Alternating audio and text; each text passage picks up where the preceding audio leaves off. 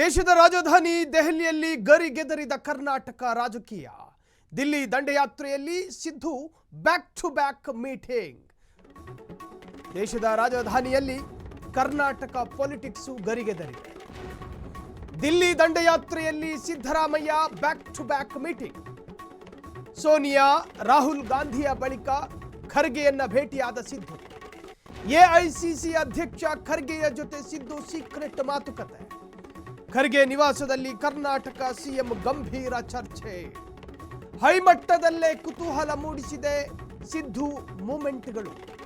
ದೆಹಲಿ ಸಭೆಯಲ್ಲಿ ಸಿದ್ದರಾಮಯ್ಯ ಆಪ್ತ ವಲಯ ಪ್ರತ್ಯಕ್ಷಗೊಂಡಿದೆ. ಕೆಜೆ ಜಾರ್ಜು, ಪ್ರಿಯಾಂಕ್ ಖರ್ಗೆ, ಯತೀಂದ್ರ ಹಾಜರ್. ರಾಜ್ಯ ರಾಜಕೀಯದ ಬೆಳವಣಿಗೆಗೆ ದೆಹಲಿಯಲ್ಲೇ ಸ್ಕೆಚ್ಚು. ರಾಜ್ಯದಲ್ಲಿ ಸಂಚಲನ ಮೂಡಿಸಿದ ಡೆಲ್ಲಿ ಮೀಟಿಂಗ್. ಸಿದ್ದು ಮುಂದಿನ ನಡೆಯೇನು? ರಾಜ್ಯದ ಕಣ್ಣು ದಿಲ್ಲಿಯತ್ತ. ಸಿದ್ದರಾಮಯ್ಯನವರು ರಾಜೀನಾಮೆ ಕೊಟ್ಟರು ಅನ್ನುವ ಕಾರಣಕ್ಕೆ ಎಲ್ಲವೂ ಸಲೀಸೂ ಅಲ್ಲ, ಎಲ್ಲವೂ ಲೀಲಾಜಾಲವೂ ಅಲ್ಲ, ಎಲ್ಲವೂ ರಾಜಾರೋಷವೂ ಅಲ್ಲ. ಈಗಿರೋದು ನಿನ್ನೆ ದಿನ ಜಯಪುರಕ್ಕೆ ಹೋದಂತಹ ಸಂದರ್ಭದಲ್ಲಿ ಅಲ್ಲಿ ಯಾರ್ಯಾರನ್ನ ಭೇಟಿ ಮಾಡಿದ್ರು. ಅದಾದ ನಂತರ ಇವತ್ತು ದೆಹಲಿ ನಾಯಕ ರಾಹುಲ್ ಗಾಂಧಿ ಆಗಿರಲಿ, ಸೋನಿಯಾ ಗಾಂಧಿ ಆಗಿರಲಿ, ಅಷ್ಟೇ ಯಾಕೆ ನಮಗೆ ಗೊತ್ತಿಲ್ಲದಲೇ ಇರೋ ಸತ್ಯಗಳು, ಪ್ರಿಯಾಂಕಾ ಗಾಂಧಿನೇ ಆಗಿರಲಿ, ಎಲ್ಲರನ್ನ ಭೇಟಿ ಮಾಡ್ಕೊಂಡು ಅದಾದ ನಂತರ ಖರ್ಗೆ ಜೊತೆಯೂ ಕೂಡ ಮಾತುಕತೆ. ಈ ಸಂದರ್ಭದಲ್ಲಿ ಅಲ್ಲಿ ಹಾಜರಾಗಿದ್ದ ವ್ಯಕ್ತಿತ್ವಗಳು ನಮಗೆ ಶಾಕ್ ಕೊಡ್ತಾ ಇರೋದು. ಯಾರ್ಯಾರಿದ್ರು? ಒಂದು ಸುಪುತ್ರ, ಮತ್ತೊಂದು ಕೆಜೆ ಜಾರ್ಜ್, ಇನ್ನೊಂದಷ್ಟು ಜನ ಆಪ್ತ ವಲಯದಲ್ಲಿ ಗುರುತಿಸಿಕೊಂಡವರು, ಪ್ರಿಯಾಂಕ್ ಖರ್ಗೆ ಸೇರಿ. ಇವರೆಲ್ಲರೂ ಕೂಡ ಸಿದ್ದರಾಮಯ್ಯರಿಗೆ ಸಾಥ್ ಕೊಡೋದಕ್ಕೆ ಹೋದ್ರು ಪ್ರಯಾಣಕ್ಕೆ, ಅಥವಾ ಮುಂದಿನ ರಾಜಕೀಯ ಪ್ರಯಾಣಕ್ಕೇನಾದರೂ ಮುನ್ನುಡಿ ಬರೆಯೋದಕ್ಕೆ ಹೋದ್ರು. ನೋಡಿ, ರಾಜಕೀಯದಲ್ಲಿ ಸಾಕಷ್ಟು ಅರ್ಥಗಳು ಬರ್ತಾವೆ. ಅದನ್ನು ವ್ಯಾಖ್ಯಾನಿಸಬೇಕಾದ್ರೆ ಜನಸಾಮಾನ್ಯರಿಗೆ ಅರ್ಥ ಆಗಬೇಕು. ಪ್ರಯಾಣಕ್ಕೆ ಸಾಥ್ ಕೊಡೋದಕ್ಕೆ ಹೋದ್ರು ಅಥವಾ ತಮ್ಮ ಪೊಲಿಟಿಕಲ್ ಯಾತ್ರೆಗೆ ಮುನ್ನುಡಿ ಬರೆಯೋದಕ್ಕೆ ಹೋದ್ರು, ಈ ಅರ್ಥದಲ್ಲೂ ಕೂಡ ಚರ್ಚೆಗಳಾಗ್ತಾ ಇದೆ. ಸಿದ್ದರಾಮಯ್ಯ, ಕೆಜೆ ಜಾರ್ಜು, ಯತೀಂದ್ರ ಸಿದ್ದರಾಮಯ್ಯ ಎಲ್ಲರೂ ಅಲ್ಲಿ ಚರ್ಚೆಯಲ್ಲಿ ಭಾಗಿಯಾಗಿದ್ದರು. ಈ ಬಗ್ಗೆ ಹೆಚ್ಚಿನ ಡೀಟೇಲ್ಸ್ ಕೊಡೋದಕ್ಕೆ ನಮ್ಮ ಪ್ರತಿನಿಧಿ ರೋಹನ್ ಹಿರೇಮಠ್ ನೇರ ಸಂಪರ್ಕದಲ್ಲಿ. ಹಿರೇಮಠ್, ಈಗ ದಿಲ್ಲಿ ಭೇಟಿಯ ಸಂದರ್ಭದಲ್ಲಿ ಪ್ರಯಾಣಕ್ಕೆ ಸಾಥ್ ಕೊಡೋದಕ್ಕೆ ಕೆಜೆ ಜಾರ್ಜು, ಯತೀಂದ್ರ ಮತ್ತು ಪ್ರಿಯಾಂಕ್ ಖರ್ಗೆ ಹೋದ್ರು, ಅಥವಾ ತಮ್ಮ ಮುಂದಿನ ರಾಜಕಾರಣದ ಪ್ರಯಾಣವನ್ನು ಬೆಳೆಸೋದಕ್ಕೆ ಅಥವಾ ಅದಕ್ಕೆ ಮುನ್ನುಡಿ ಬರೆಯೋದಕ್ಕೆ ಹೋದ್ರು?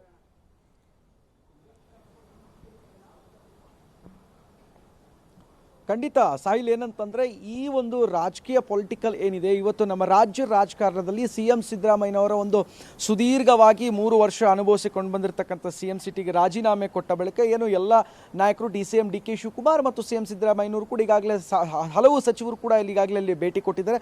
ಇದರ ಜೊತೆ ಇನ್ನೊಂದು ವಿಚಾರ ಏನಂತಂದರೆ ಪ್ರಿಯಾಂಕಾ ಖರ್ಗೆ ಆಗಿರ್ಬೋದು, ಮತ್ತು ಯತೀಂದ್ರ ಸಿದ್ದರಾಮಯ್ಯನವರಾಗಿರ್ಬೋದು ಮತ್ತು ಜಾರ್ಜ್ ಆಗಿರ್ಬೋದು, ಇವರೂ ಕೂಡ ಆ ಒಂದು ಸಭೆಯಲ್ಲಿ ಕೂಡ ಈಗಾಗಲೇ ಭಾಗಿಯಾಗಿದ್ದು, ನಿಜಕ್ಕೂ ರಾಜಕೀಯದಲ್ಲಿ ಮುಂದಿನ ದಿನಗಳಲ್ಲಿ ಖಾತೆಗೋಸ್ಕರ ಏನಾದರೂ ಲಾಬಿ ಮಾಡೋ ಒಂದು ನಿಟ್ಟಿನಲ್ಲಿ ಕೂಡ ಭಾಗಿಯಾದ್ರೆ ಅನ್ನುವಂಥದ್ದು ಸಹಜವಾಗಿ ಬರುವಂತಹ ಪ್ರಶ್ನೆ. ಇನ್ನು ಈ ಕಡೆ ಗಮನಿಸೋದಾದರೆ DCM DK ಶಿವಕುಮಾರ್ ಇರುವಂತಹ ಒಂದು ದೊಡ್ಡ ಸವಾಲು ಏನಂತಂತಂದರೆ ಈ ಹಿಂದೆ ಅಧಿಕಾರಕ್ಕೆ ಬರುವಂಥ ನಿಟ್ಟಿನಲ್ಲಿ ಸಾಕಷ್ಟು ಒಂದು ಭರವಸೆಯನ್ನು ನೀಡಿದಂತಹ ಶಾಸಕರುಗಳಿಗೆ ಒಂದು ಭರವಸೆಯನ್ನು ಕೊಟ್ಟಿದ್ರಲ್ಲ, ಅವ್ರಿಗೂ ಕೂಡ ಈಗ ಸಚಿವ ಸ್ಥಾನ ಕೊಡುವಂಥ ಭರವಸೆ ಇದೆ, ಆದರೆ ಕೊಡಲೇಬೇಕಾಗತ್ತೆ. ಆ ನಿಟ್ಟಿನಲ್ಲಿ ನೋಡಿದ್ರೆ ಈಗ 3 ಜನ ಹೋಗಿರೋದು ಇದು ರಾಜ್ಯ ರಾಜಕೀಯದಲ್ಲಿ ಈಗ ದೊಡ್ಡ ಕುತೂಹಲ ಕೆರಳಿಸಿದೆ ಅಂತ ಹೇಳ್ಬೋದು. ಖಾತೆಗೋಸ್ಕರ ಇವರೇನಾದರೂ ಲಾಬಿ ಮಾಡ್ತಾ ಇದ್ದಾರಾ, ಅಥವಾ ನಮ್ಗೆ ಇಂಥದ್ದೇ ಬೇಕಾ ಅನ್ನುವಂಥದ್ದು ಏನಾದರೂ ಡಿಮ್ಯಾಂಡ್ ಇಟ್ಕೊಂಡು ಹೋಗಿದ್ದಾರಾ ಅನ್ನುವಂತಹ ಸಹಜ ಪ್ರಶ್ನೆ ಬರುತ್ತೆ. ಇದರ ಜೊತೆಗೆ DCM DK ಶಿವಕುಮಾರ್ ಅವರ ಆಪ್ತ ಬಳಗ ಮತ್ತು CM ಸಿದ್ದರಾಮಯ್ಯನವರ ಆಪ್ತ ಬಳಗಕ್ಕೆ ಈಗ ದೊಡ್ಡ ಹೈ ಟೆನ್ಷನ್ ಶುರುವಾಗಿದೆ ಅಂತ ಹೇಳ್ಬೋದು. ಕೆಲವೊಂದಿಷ್ಟರಿಗೆ ಖಾತೆ ಕಳೆದುಕೊಳ್ಳುವಂತಹ ಭಯಭೀತದಲ್ಲಿದ್ದಾರೆ. ಹಳೆಯ ತಲೆಗಳಿಗೂ ಕೂಡ ಈಗ ಒಂದು ಕೋಕಾ ನೀಡಲಿಕ್ಕೆ ಈಗಾಗಲೇ ಎಲ್ಲ ಸಿದ್ಧತೆಗಳನ್ನು ಮಾಡ್ಕೊಂಡಿದ್ದಾರೆ. ಇವೆಲ್ಲ ಗಮನಿಸಿದಾಗ DCM DK ಶಿವಕುಮಾರ್ ಆಗಿರ್ಬೋದು, ಕೆಲವೊಂದಿಷ್ಟು ರಿಪೋರ್ಟ್ಗಳನ್ನು ಕೂಡ ಈಗಾಗಲೇ ಸೋನಿಯಾ ಗಾಂಧಿ ಅವ್ರಿಗೆಲ್ಲ ಹೈಕಮಾಂಡ್ ನಾಯಕರಿಗೆ ಕೂಡ ರಿಪೋರ್ಟನ್ನು ಕೊಡುವಂತಹ ಎಲ್ಲ ಸಿದ್ಧತೆಯನ್ನು ಮಾಡಿಕೊಂಡಿದ್ದಾರೆ. ಆ ರಿಪೋರ್ಟನ್ನು ಗಮನಿಸಿದ ಬಳಿಕ ಎಷ್ಟು ಜನಕ್ಕೆ ಕೋಕಾ ಕೊಡ್ತಾರೆ, ಎಷ್ಟು ಜನಕ್ಕೆ ಒಂದು ಸಚಿವ ಸ್ಥಾನ ಸಿಗುತ್ತೆ ಅನ್ನುವಂಥದ್ದು ಸದ್ಯಕ್ಕೆ ಇರುವಂತಹ ಪ್ರಶ್ನೆ ಸಾಯಿಲ್. ಇನ್ನು ರೋಹನ್, ಅತ್ಯಂತ ಕುತೂಹಲದ ವಿಚಾರ ಏನು ಅಂತ ಕೇಳಿದ್ರೆ, ಸಿದ್ದರಾಮಯ್ಯರ ಆಪ್ತ ವಲಯಕ್ಕೇನಾದರೂ ಕೆಲವೊಂದು ಆಯಕಟ್ಟಿನ ಖಾತೆಗಳು ಸಿಕ್ಕಿದ್ದೇ ಆದಲ್ಲಿ ಇತ್ತ ಭಾವಿ CM ಆಗಿರ್ತಕ್ಕಂತಹ DK ಬಣದ ಆಪ್ತರಲ್ಲೂ ಕೂಡ ಒಂದು ಸ್ವಲ್ಪ ಮಲ್ಲಯುದ್ಧ ಶುರುವಾಗೋ ಸಾಧ್ಯತೆಗಳೇನಾದರೂ ಇದಾವ ರೋಹನ್?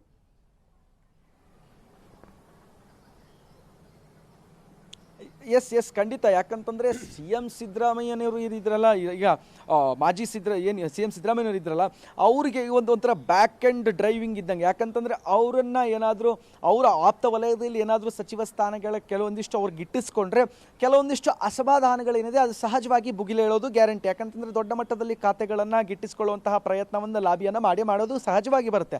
ಅದೇ ರೀತಿಯಾಗಿ ಡಿ.ಕೆ ಶಿವಕುಮಾರ್ಗೆ ತಮ್ಮ ಆಪ್ತ ಬಳಗದಲ್ಲಿ ಕೊಟ್ಟಿರ್ತಕ್ಕಂಥ ಒಂದು ಭರವಸೆಗಳನ್ನು ಈಡೇರಿಸೋದೇನಾದರೂ ವಿಫಲರಾದರೆ ಅಲ್ಲೂ ಕೂಡ ಏಟ್ ಬೀಳೋದ್ರಲ್ಲಿ ದೊಡ್ಡ ಏಟ್ ಬೀಳೋದು ಗ್ಯಾರಂಟಿನೇ ಅಂತ ಹೇಳ್ಬೋದು. ಯಾಕಂತಂದ್ರೆ ಸಿ ಎಂ ಸಿದ್ದರಾಮಯ್ಯನವರು ಅಹಿಂದ ನಾಯಕ, ಅಹಿಂದ ಅಸ್ತ್ರದ ಮೂಲಕವಾಗಿಯೂ ಕೂಡ ತಮ್ಮ ಅಧಿಕಾರಕ್ಕೆ ಬಂದಂಥವ್ರು, ಅಹಿಂದ ಒಂದು ಚಳುವಳಿ ಮುಖಾಂತರ ಒಂದು ಅಧಿಕಾರಕ್ಕೆ ಬಂದಂತಹ ದೊಡ್ಡ ನಾಯಕ.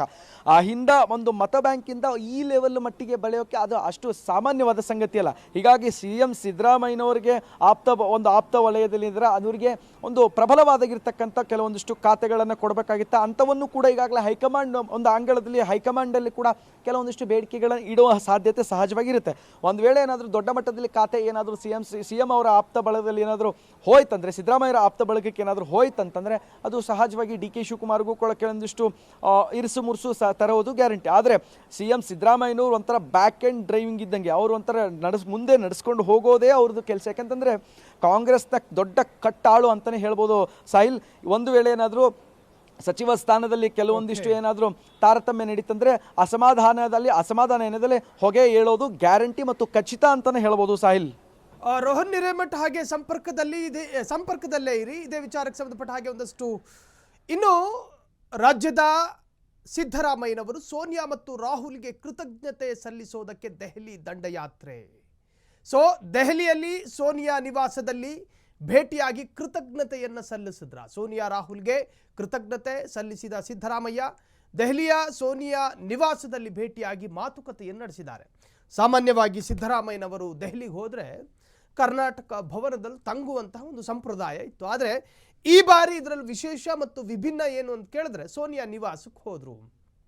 ಜೊತೆಗೆ ಮತ್ತೊಂದು ಮಾಹಿತಿಯ ಪ್ರಕಾರ ಅಲ್ಲೊಂದು ಖಾಸಗಿ ಹೋಟೆಲ್ನಲ್ಲೂ ಕೂಡ ತಂಗಿದ್ರು ಎನ್ನುವಂತಹ ಮಾಹಿತಿ ಇದೆ. ಅದೇನೇ ಇರಲಿ, ಆದರೆ ಪ್ರತಿ ಬಾರಿಯೂ ಕರ್ನಾಟಕ ಭವನದಲ್ಲಿ ತಂಗಿ ಅವರ ಕಾರ್ಯಗಳನ್ನು ಮುಗಿಸ್ಕೊಂಡು ಬರ್ತಾ ಇದ್ರು. ಈ ಬಾರಿ ಆ ತರಹದಾಗಲಿಲ್ಲ. ITC ಮೌರ್ಯ ಎನ್ನುವಂಥ ಐಷಾರಾಮಿ ಹೋಟೆಲ್ಗಳನ್ನು ಕೂಡ ಬುಕ್ ಮಾಡ್ಕೊಂಡಿದ್ರು ತಮಗೆ ಬೇಕಾಗಬಹುದಾದ ವ್ಯಕ್ತಿಗಳಿಗೆ ಕೃತಜ್ಞತೆಯನ್ನು ಸಲ್ಲಿಸುವುದಕ್ಕೆ.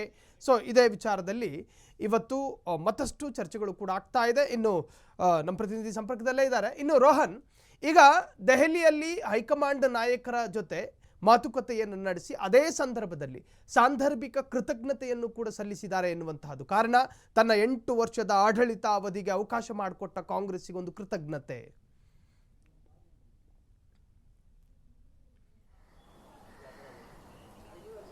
ಎಸ್ ಖಂಡಿತ ಸಾಹಿಲ್. ಏನಂತಂದರೆ ಅವರಿಗೆ ಸುದೀರ್ಘವಾಗಿ 8 ವರ್ಷದ ಆಡಳಿತ ನಡೆಸಿರ್ತಕ್ಕಂಥದ್ದೇ ಹೈಕಮಾಂಡ್ ನಾಯಕರಿಗೆ ಕೃತಜ್ಞತೆಯನ್ನು ಸಲ್ಲಿಸಿರುವಂಥದ್ದು. ಕೃತಜ್ಞತೆ ಜೊತೆಗೆ ಕೆಲವೊಂದಿಷ್ಟು ಬೇಡಿಕೆಗಳನ್ನು ಕೂಡ ಇಡುವ ಸಾಧ್ಯತೆ ಸಹಜವಾಗಿ ಇರುತ್ತೆ. ಯಾಕಂತಂದರೆ ಆ ರೀತಿಯಾಗಿ ಸಿ ಎಂ ಸಿದ್ದರಾಮಯ್ಯನವರು ರಾಜ್ಯದಲ್ಲಿ ಅವರು ಕೊಟ್ಟಂಥ ಒಂದು ಆಡಳಿತ ಇದೆಯಲ್ಲ, ಅದು ನಿಜಕ್ಕೂ ಕೂಡ ರಾಜ್ಯದ ಜನತೆ ಕೂಡ ಈಗಾಗಲೇ ಸಹಜವಾಗಿ ಒಂದು ಖುಷಿಯ ರೀತಿಯಾಗಿ ವ್ಯಕ್ತಪಡಿಸಿದ್ದಾರೆ. ಯಾಕಂತಂದರೆ 17ನೇ ಬಾರಿ ಒಂದು ಫಿನಾನ್ಷಿಯಲನ್ನು ಹೊತ್ಕೊಂಡು ರಾಜ್ಯದ ಒಂದು ಗ್ಯಾರಂಟಿ ಯೋಜನೆಗಳನ್ನು ಇಟ್ಕೊಂಡು ಮುಂದೆ ನಡೆಸಿರ್ತಕ್ಕಂಥ ಏಕೈಕ ಸಿ ಎಂ ಸಿದ್ದರಾಮಯ್ಯನವರು ಅಂತಹ ಜವಾಬ್ದಾರಿಗಳನ್ನು ಈಗ ಡಿ.ಕೆ ಶಿವಕುಮಾರ್ಗೆ ಒಂದು ವೇಳೆ ಬಂತಂದ್ರೆ ಅಂತಹ ಜವಾಬ್ದಾರಿಗಳನ್ನು ನಿಭಾಯಿಸೋದು ಹೇಗೆ, ಹಾಗಾಗಿಯೇ ಕೂಡ ಸಿ ಎಂ ಸಿದ್ದರಾಮಯ್ಯನವರು ಕೂಡ ಬ್ಯಾಕ್ ಎಂಡ್ ನಂತರ ಬ್ಯಾಕ್ ಡ್ರೈವಿಂಗ್ನಲ್ಲಿ ಕೂಡ ಸಿ ಎಂ ಸಿದ್ದರಾಮಯ್ಯವ್ರ ಜೊತೆಗೆ ಇರ್ತಾರೆ. ಅದರ ಜೊತೆಗೆ ಕೆಲವೊಂದಿಷ್ಟು ಸಚಿವ ಸ್ಥಾನಗಳಿಗೆ ಕೆಲವೊಂದಿಷ್ಟು ಲಾಬಿ ನಡೆಸೋದು ಸರ್ವೇ ಸಾಮಾನ್ಯ. ಒಟ್ಟಾರೆ ಏನಂತಂದರೆ ಈ ಒಂದು ಸಚಿವ ಸ್ಥಾನ ಏನಿದೆ, ಪ್ರಬಲವಾದ ಸಚಿವ ಸ್ಥಾನಗಳೇನಾದರೂ ಕೊಡೋದ್ರಲ್ಲಿ ತಮ್ಮ ಆಪ್ತ ಬಳಗದಲ್ಲಿ ಕೊಡೋದ್ರಲ್ಲಿ ಏನಾದರೂ ತಾರತಮ್ಯ ಆಯ್ತಂದ್ರೆ ಸಹಜವಾಗಿ ಲೈಟ್ ಆಗಿ ಒಂದು ಹೊಗೆ ಹೇಳೋದು ಗ್ಯಾರಂಟಿ ಅಂತಾನೆ ಹೇಳ್ಬೋದು Sahil. Yes, thank you so much ತಮ್ಮೆಲ್ಲ ಡೀಟೇಲ್ಸ್ಗೆ ರೋಹನ್. ಸೊ ಈಗ ದೆಹಲಿ ಹೈಕಮಾಂಡ್ ನಾಯಕರನ್ನ ಭೇಟಿ ಮಾಡುವುದರ ಮುಖೇನ ನಿನ್ನೆ ದಿನ ಅವರ ಅಫಿಷಿಯಲ್ ಪ್ರೆಸ್ ಮೀಟ್ಗಳನ್ನು ಗಮನಿಸ್ತಾ ಇದ್ರಿ. ತನ್ನ ಆಡಳಿತಾವಧಿಯಲ್ಲಿ ತನ್ನ ವ್ಯಾಪ್ತಿಯಲ್ಲಿ ಯಾವ್ಯಾವ ಅಧಿಕಾರಿಗಳು ಕೆಲಸ ಮಾಡ್ಕೊಂಡ್ರೋ ಅವರೆಲ್ಲರಿಗೂ ಕೂಡ ಭಾವುಕ ವಿದಾಯವನ್ನು ಹೇಳಿದ್ದು, ಅತ್ಯಂತ ಗದ್ಗದಿತವಾದಂತಹ ಒಂದು ಬೀಳ್ಕೊಡುಗೆ ಅವರಿಗೆ ಸಿಕ್ಕಿದ್ದು, ಜೊತೆಗೆ ಅವರಿಗೂ ಕೃತಜ್ಞತೆಯನ್ನು ಸಲ್ಲಿಸಿದ್ದು. ಆದರೆ ಇವೆಲ್ಲವೂ ತನ್ನ ವ್ಯಾಪ್ತಿಗೆ ಬರುವಂತಹ ಸ್ಥಳೀಯ ಅಡ್ಮಿನಿಸ್ಟ್ರೇಷನ್ಗೆ ಅವರು ಕೃತಜ್ಞತೆಯನ್ನು ಹೇಳಿದ್ದನ್ನು ನಾವು ನಿನ್ನೆ ದಿನ ಗಮನಿಸಿದ್ವಿ. ಆದರೆ ಇವತ್ತು ಹಂಗಾಗಲಿಲ್ಲ. ಇವತ್ತಾಗಿದ್ದೇನು, ಇವತ್ತು ಹೈಕಮಾಂಡ್ ನಾಯಕರಿಗೆ ಅವರು ಧನ್ಯವಾದವನ್ನು ತಿಳಿಸೋದಕ್ಕೆ ದೆಹಲಿ ಯಾತ್ರೆಯನ್ನು ಕೈಗೊಂಡಿರುವಂತಹದ್ದು ನಿಜಕ್ಕೂ ಕೂಡ ಅತ್ಯಂತ ಕೌತುಕ. ಇದು ತನ್ನ ಅಹಿಂದ ಅನ್ನುವಂತಹ ಅಸ್ತ್ರವನ್ನು ತನ್ನ ಹೆಗಲ ಮೇಲೆ ಹೊತ್ಕೊಂಡು JDSನಿಂದ ಕಾಂಗ್ರೆಸ್ಸಿಗೆ ಬಂದಂತಹ ನಾನು ಒಬ್ಬ ವಲಸಿಗ ವ್ಯಕ್ತಿಯಾಗಿ ನನಗೆ ಕಾಂಗ್ರೆಸ್ ಕೊಟ್ಟಂತಹ ಅಧಿಕಾರ 8 ವರ್ಷಗಳ ಕಾಲ, 5 ವರ್ಷ ಪೂರ್ಣಾವಧಿ CM, ಅದಾದ ನಂತರ 2023ರಲ್ಲಿ ಏನು ಪ್ರಮಾಣ ಅಥವಾ ಮಾತುಕತೆ ಪ್ರಾಮಿಸ್ ಏನು ನಡೆದಿತ್ತು ಆ ವಿಚಾರಕ್ಕೆ ಸಂಬಂಧಪಟ್ಟ ಹಾಗೆ 3 ವರ್ಷ ಆಡಳಿತ ನಡೆಸಿ ಮತ್ತೊಬ್ಬರಿಗೆ ಹಸ್ತಾಂತರ ಮಾಡುವಂತಹ ಈ ಪ್ರಮೇಯ ಇವೆಲ್ಲದಕ್ಕೂ ಅವಕಾಶ ಮಾಡಿಕೊಟ್ಟಿದ್ದು ಕಾಂಗ್ರೆಸ್. ಒಳಗೊಳಗೆ ಮನುಷ್ಯನಾಗಿ ಬೇಸರಗಳಿರಬಹುದು, ರಾಜಕೀಯ ಅಸಮಾಧಾನಗಳಿರಬಹುದು, ಅದೇನೇ ಇದ್ರೂ ಕೂಡ ಅವಕಾಶಕ್ಕೆ ಕೃತಜ್ಞತೆ ಸಲ್ಲಿಸುವಂತಹದ್ದು ಒಬ್ಬ ಕನ್ನಡಿಗನಾಗಿ ಅಥವಾ ಒಬ್ಬ ರಾಜಕಾರಣಿಯಾಗಿ ಆತನ ಮೂಲಭೂತ ಹಕ್ಕಾಗಿರ್ತವೆ. ಹಾಗಾಗಿ ರೀತಿ ರಿವಾಜಿಗೆ ಅವರು ಕೃತಜ್ಞತೆಯನ್ನು ಸಲ್ಲಿಸ್ತಿದ್ದಾರೋ ಅಥವಾ ಸಂಪೂರ್ಣ ಪರಿಪೂರ್ಣ ಮನಸ್ಸಿನಲ್ಲೇ ಇವತ್ತು ಅವರು ಕೃತಜ್ಞತೆಯನ್ನು ಸಲ್ಲಿಸ್ತಾ ಇದ್ದಾರೋ ಅದೇನೇ ಇರಲಿ, ಆದರೆ ಇವತ್ತು ಕೃತಜ್ಞತಾ ಕಾರ್ಯಕ್ರಮ ಅಂತೂ ದೆಹಲಿ ನಾಯಕರ ಅಂಗಳದಲ್ಲಿ ನಡೆದೇ ಹೋಯಿತು.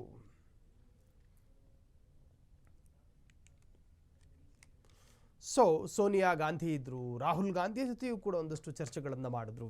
ಅಷ್ಟೇ ಯಾಕೆ AICC ಅಧ್ಯಕ್ಷ ಮಲ್ಲಿಕಾರ್ಜುನ್ ಖರ್ಗೆ ಜೊತೆಗೆ ಸಾಕಷ್ಟು ದೆಹಲಿ ನಾಯಕರು ಎಲ್ಲರಿಗೂ ತನ್ನ ಈವರೆಗೂ ತನ್ನನ್ನು ಸಹಿಸಿಕೊಂಡು ತನ್ನನ್ನು ಸಲುಹಿದ ಹೈಕಮಾಂಡ್ ನಾಯಕರಿಗೆ ಕೃತಜ್ಞತೆಯನ್ನು ಸಲ್ಲಿಸಿದ್ದಾರೆ.